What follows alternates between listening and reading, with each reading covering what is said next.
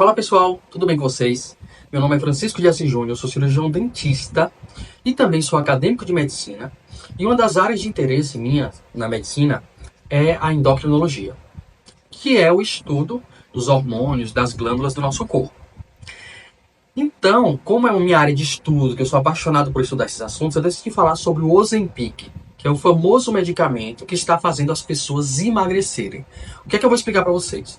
Qual seria o efeito do Ozempic que faz as pessoas perderem uma boa quantidade de peso, variando assim de 5 a 10% do seu peso corporal. Então, por exemplo, se uma pessoa tem 100 quilos, ela pode perder até 10 quilos, dependendo da modificação dos seus hábitos, né? Esse peso pode ser mais acentuado, essa perda de peso, ou naturalmente só com o uso do Ozempic esse paciente consegue perder peso, mesmo que, digamos, ele esteja resistente a algumas mudanças de hábitos.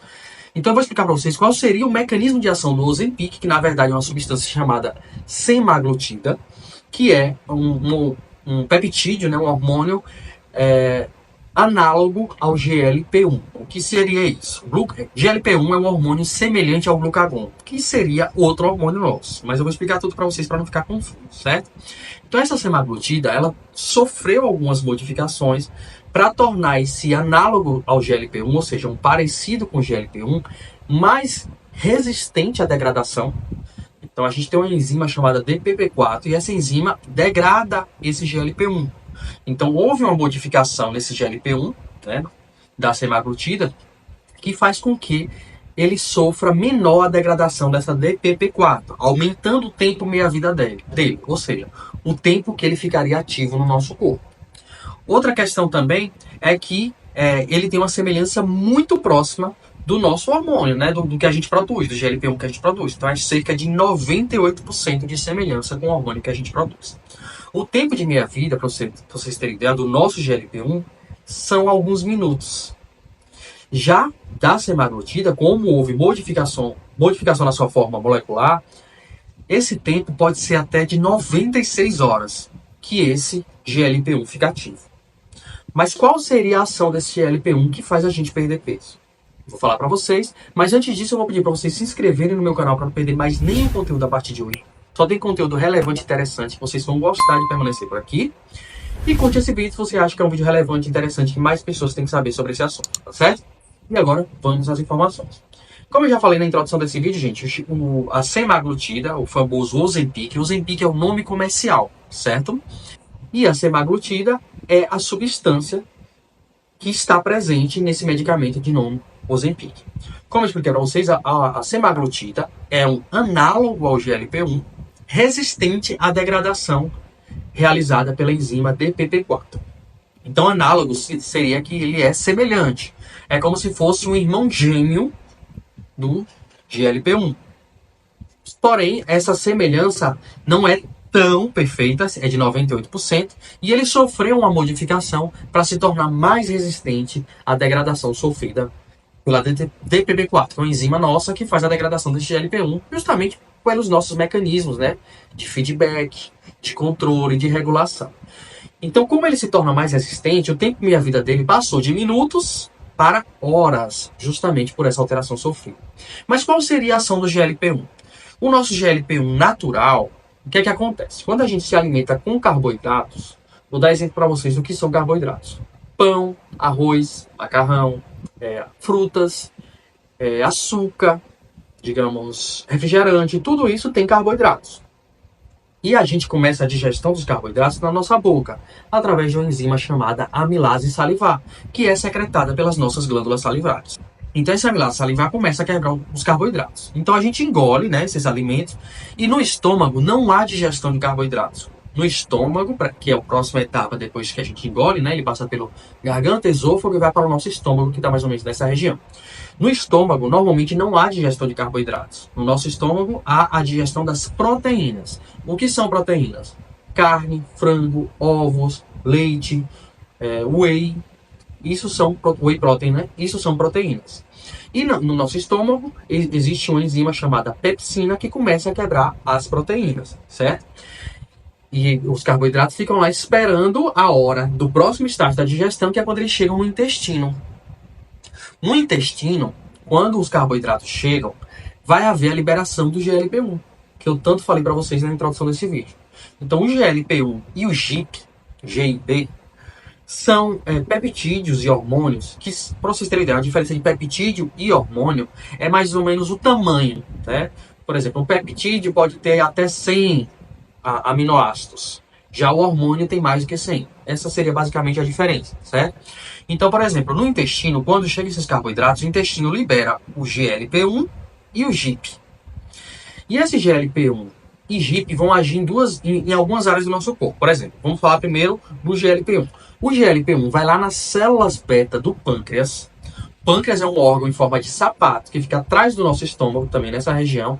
E o pâncreas, normalmente, ele produz alguns hormônios, como, por exemplo, a insulina, o glucagon e também a amilase pancreática.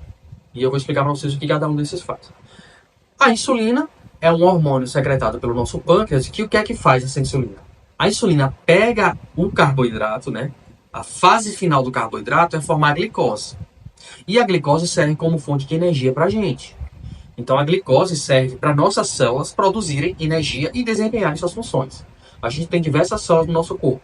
Temos células musculares, células da pele, células nervosas, uma série de células. E todas essas células precisam de energia.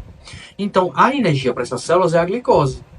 Então, a glicose é o produto final da digestão dos carboidratos. Então, lá no final do nosso intestino, esse carboidrato vira glicose, que é um pedacinho de carboidrato, é a parte final do carboidrato. E vai para a nossa corrente sanguínea, vai para a nossa veia porta, e na veia porta vai para o nosso fígado. E aí o fígado vai decidir o que é que vai fazer com esse carboidrato. Se vai armazenar em forma de gordura, se vai distribuir para o nosso corpo, uma série de coisas, né? Então, para esse fígado armazenar e produzir gordura, ou para as células do nosso corpo utilizarem essa glicose como fonte de energia, ele precisa da insulina. E a insulina é produzida pelo pâncreas. Quando o GLP-1, que foi liberado pelo intestino, chega no pâncreas, nas células beta-pancreáticas, e fala: tem glicose vindo aí, o humano comeu carboidratos, então vamos produzir insulina. E aí vai o pâncreas e produz insulina, e esse é o mecanismo basicamente envolvido no GLP-1 e o pâncreas. Além disso, o GLP-1 também age no nosso sistema nervoso central, que é no nosso cérebro, basicamente no hipotálamo. O que é que ele faz? Esse GLP-1 vai lá no centro da saciedade do nosso hipotálamo, né, do nosso corpo, e aumenta a concentração de leptina. O que seria a leptina? Leptina também é um peptídeo, né, que é liberado pelo nosso tecido gorduroso e que ele faz o quê? Ele regula a nossa saciedade. Então ele faz a gente comer menos. E o que é que aconteceria em obesos? Os obesos, por terem muito tecido gorduroso, liberam muita leptina. E o que é que o seu corpo faz? O seu corpo se torna resistente à leptina. Por isso que mesmo o obeso produzindo muita leptina, o apetite dele pode não ser diminuído. Então ele acaba consumindo grandes quantidades de alimentos, porque a leptina meio que está resistente. Então o GLP-1 vai lá no sistema nervoso central, aumenta a produção de leptina, né? E manda mensagem para o nosso cérebro que nós estamos saciados. Então a gente consome menos alimentos, porque o nosso cérebro está entendendo que a gente está com alimentos, que a gente está com energia, que não precisa de alimentos. Então essa é uma das ações do GLP-1. Mas eu não falei só do GLP-1, eu falei também do GIP para vocês, né? E o que é que o GIP faz? O GIP, ele é um hormônio também da família do glucagon e que ele inibe o esvaziamento gástrico, ou seja, o alimento demoraria em torno de 4 horas no nosso estômago. E o que é que esse GIP faz? Esse GIP aumenta o tempo que o alimento vai ficar no nosso estômago. Então, se ele ficaria 4 horas, ele passa a ficar, digamos, 6, 7 horas. Se o alimento demora mais tempo no nosso estômago, a nossa digestão demora mais tempo, o que é que vai acontecer? Nós vamos ingerir menos alimentos. Porque como tem alimento no nosso estômago, vai ter mais liberação de algumas incretinas, que nós chamamos, né? Ou alguns peptídeos anorexígenos, ou seja, que dão a gente a sensação que nós estamos com a energia abastecida, que nós não precisamos de novos alimentos, e aí a gente come menos. Além do mais, a grelina é um outro peptídeo, e esse já é orexígeno. O que seria isso? É um peptídeo que faz a gente sentir fome, e ele é liberado quando o nosso estômago está vazio. Se seu estômago está mais cheio, você diminui a liberação de grelina. Sendo assim, você sente menos fome. Então, basicamente, esse seria o mecanismo de ação do Ozempic para que você perca peso. Se você diminui a ingestão né, de alimentos, você tem um déficit calórico, ou seja, você gasta mais energia do que você consome. E o que é que seu corpo vai fazer? Vai começar a queimar suas fontes de energia, como por exemplo, tecido gorduroso, né, tecido adiposo, que é tecido de gordura, e também o glicogênio dos nossos músculos. Então a gente vai utilizar essas nossas reservas como fonte de energia, perdendo peso. Esse é o mecanismo de ação dos análogos do GLP-1 resistentes a DPP-4. Além do mais, ele também é importante para as pessoas que têm diabetes mellitus tipo 2. As pessoas que têm diabetes mellitus tipo 2 têm um problema na sensibilidade à insulina ou na secreção da insulina. Então, o pâncreas está secretando menos insulina ou seu corpo desenvolveu uma resistência à insulina. É como se tivesse uma fechadura emperrada que a chave não consegue mais abrir a célula para que a célula permita a entrada da glicose e utilize a glicose como fonte de energia. Lembrando do que eu já expliquei para vocês qual é a ação da insulina, né? Que é basicamente pegar a glicose, levar para dentro da célula para que a célula possa desempenhar suas funções produzindo energia, né? Então, se a pessoa está resistente à insulina, não entra glicose dentro das células. Então, a glicose fica circulando no sangue. E essa glicose circulando no nosso sangue causa uma série de prejuízos para a gente. Então, você pode ter problemas no rim, pode ter problemas no sistema cardiovascular, então pode estar mais suscetível a depósito de gorduras nas artérias, que pode favorecer infarto, AVC. Você pode ter problemas no sistema nervoso, por exemplo, que a gente chama de neuropatia diabética. Você pode ter a retinopatia diabética, que é cegueira. Você pode ter problemas vasculares, como por exemplo, amputações devido a gangrena. E pode ter também infecções, porque a glicose elevada também baixa a imunidade do paciente. Então essas são as consequências do diabetes mellitus tipo 2. E qual seria a ação dos análogos ao GLP-1 no equilíbrio dessa diabetes tipo 2? Então os análogos ao GLP-1, né, vão liberar o GLP-1, e o GLP-1 tem um tempo meia-vida maior. Lembra que eu falei para vocês que pode chegar até 96 horas? Então esse GLP-1 vai estimular o pâncreas a liberar insulina quando esse paciente está com a glicemia elevada. Então o pâncreas libera insulina, né? E esse paciente consegue regular sua glicemia. Mas você pensa, mas esse paciente pode não ter um problema na liberação de insulina. Ele pode ter um problema na resistência à insulina. Então existe uma associação de medicamentos. Então você pode associar, por exemplo, um análogo ao GLP-1, como o Ozempic, que vai liberar mais insulina. E que você também pode utilizar outro medicamento, como por exemplo a metformina, que melhora a sensibilidade a essa insulina. Então a metformina basicamente vai melhorar essa sensibilidade e impedir a produção de glicose pelo fígado, porque o nosso fígado também produz glicose, certo? Para não ficar tanta glicose e o paciente com hiperglicemia. Então para os diabéticos pode ser interessante essa associação.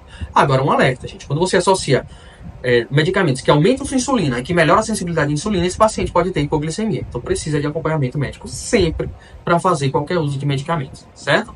Então essa basicamente seria a ação desse medicamento para o tratamento de diabetes mellitus tipo 2, que foi inicialmente para o que ele foi desenvolvido. E aí perceberam que um dos efeitos colaterais dele era a perda de peso. E a perda de peso, indiretamente ou diretamente, vai ajudar o paciente a regular a sua glicemia. Porque, por exemplo, o nosso tecido gorduroso é um tecido de alta proliferação. Então, essa alta proliferação faz com que seu corpo gere inflamação. Então, pessoas que têm aumento do acúmulo de gordura na víscera, né, de gordura visceral, nas vísceras, entre as vísceras, aumenta a sua inflamação. Então, produzem algumas interleucinas, como interleucina 1 e interleucina 6, que aumentam a inflamação do seu corpo. E esse aumento de inflamação é o que contribui para a resistência insulínica e também para o depósito de gordura nas artérias do sistema cardiovascular, prejudicando tudo que eu já expliquei para vocês. Então, diretamente, um paciente que perde peso pode melhorar o seu quadro de glicemia. E também, quem não tem diabetes, que perde peso, pode melhorar seu sistema de uma forma geral. Então, reduz a inflamação do corpo, melhora, digamos, a capacidade cardiovascular, melhora a disposição. Então, basicamente, seria isso que a gente teria de benefício para os pacientes que conseguem perder peso utilizando esses medicamentos, tá certo? Então, existem estudos que evidenciam que se você perde 10% do seu peso, você tem muitos benefícios para a sua saúde. Eu falei dos benefícios, a gente sabe que todo medicamento tem efeitos adversos, efeitos colaterais. E quais seriam os efeitos adversos predominantes no Ozempic, na semaglutida? Principalmente náuseas. Por aumentar o tempo de esvaziamento gástrico, ou seja, o alimento fica mais tempo no seu estômago, esse paciente pode ter mais refluxo gastroesofágico, então ele pode ter o retorno do alimento para o esôfago, que gera aquela sensação de queimação, né, de azia, inclusive para a boca. Além do mais, esse paciente que tem um aumento do tempo que esse alimento fica no estômago, pode ter mais mau hálito, halitose. Por quê? Como eu falei para vocês, a digestão das proteínas, ela se inicia no estômago, né? Então essas proteínas, quando elas são quebradas, quando elas são digeridas, elas podem liberar odores semelhantes a enxofre, a putrescina e cadaverina, que são semelhantes a um odor de ovo podre, sabe, de carne podre. Então, quando há o relaxamento do esfíncter gastroesofágico, que é quando a gente engole, quando a gente arrota, pode vir aquele mau odor, que pode se manifestar em forma de mau hálito. Então, um dos efeitos colaterais pode ser náuseas, né? Náuseas, vômitos, então esse paciente pode vomitar, ter náuseas com frequência, e também pode ter refluxo gastroesofágico e mau hálito, um dos efeitos colaterais, né?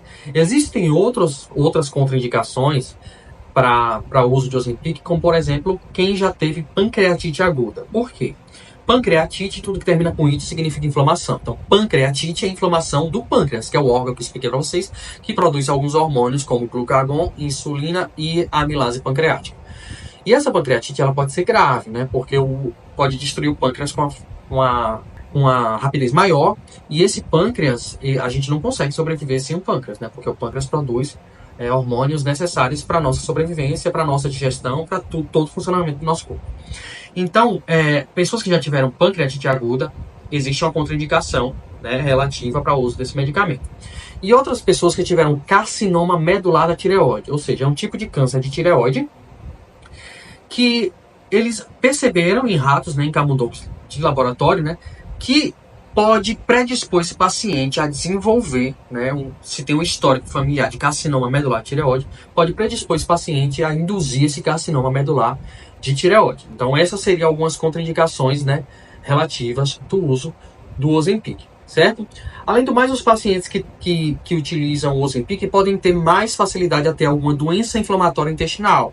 Então podem ter mais quadros de síndrome do intestino irritável, por exemplo, alguma alteração no trânsito gastrointestinal.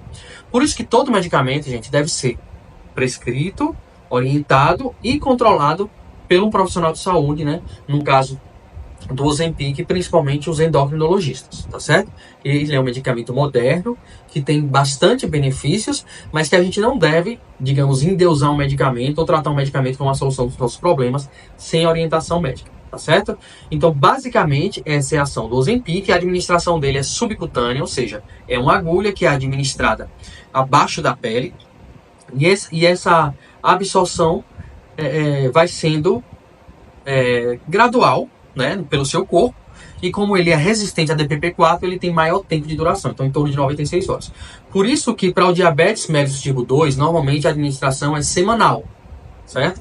E aí o médico vai orientar. Normalmente o médico orienta a você fazer o escalonamento da dose. Então você pode começar com 0,25 por uma semana ou por um mês, depois aumenta para 0,50 por um mês, e por aí vai essa graduação, né?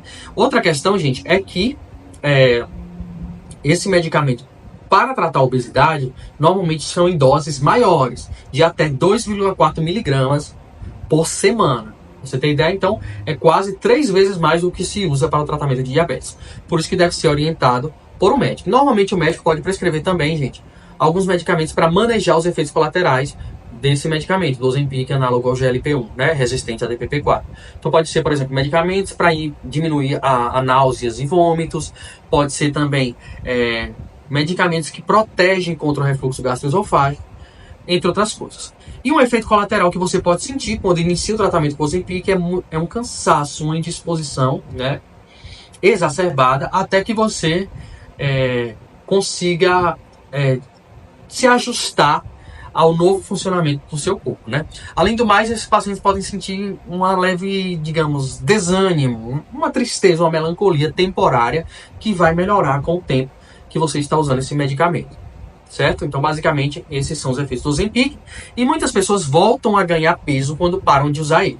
Por isso que normalmente é recomendado pelos médicos, né, fazerem um desmame, uma redução das doses gradual, para que você vá se adaptando novamente ao seu GLP-1 endógeno e ter um tempo meia-vida mais curto. Então você vai reduzindo as doses até o seu corpo se adaptar novamente. E aliado a exercício físico e reeducação do estilo de vida alimentar. Porque você perdeu peso, você agora está com um apetite bem reduzido e você acha que ali é o seu novo jeito de ser. Mas não é. Quando sai o GLP-1 resistente, você volta a ter um apetite e normalmente ganha todo o peso. Porque seu corpo, como meio de sobrevivência, vai entender que você perdeu muita gordura e que aquilo era a fórmula que você estava adaptado. E seu corpo entende que aquela é sua forma. É com aquela gordura. E como você perde muito, seu corpo vai querer recuperar toda aquela gordura. Então, estudos mostram que quando a gente perde peso, a gente tem que manter aquele novo peso por até 2 anos para que o seu corpo entenda que aquela é sua nova forma física e não tente a todo custo recuperar o peso que você perdeu. Então você pode utilizar o Ozempic para perda de peso, obviamente com orientação médica, mas tem que mudar os hábitos, né? E manter o peso, o seu novo peso por até 2 anos para que seu corpo não faça você recuperar todo o peso, certo? Gente, se você gostou dessa explicação, curte esse vídeo, compartilha com quem acha que você merece saber disso, né? Se inscreve no meu canal para não perder mais nenhum conteúdo. Antigamente os conteúdos eram predominantemente sobre saúde bucal e obviamente envolvia todo o funcionamento do corpo relacionado com a saúde bucal, mas agora eu estou também trazendo para vocês aqui conteúdo de saúde geral, certo? Conteúdos também de medicina, de odontologia, saúde mental e todo tipo de curiosidade e conteúdo. Então se inscreve para permanecer por aqui, certo? Para quem precisa de consultas presenciais ou teleconsultas, eu vou deixar o WhatsApp de consultas e também aqui na descrição vai ter links que vocês podem mesmo marcar consulta sem precisar de intermediador, como por exemplo por ligação, por WhatsApp. E tem outros links como minhas redes sociais, entre outras coisas, tá certo? Aqui na descrição do vídeo e algumas informações sobre esse vídeo. Até a próxima, gente. E qualquer dúvida podem deixar nos comentários. Até mais!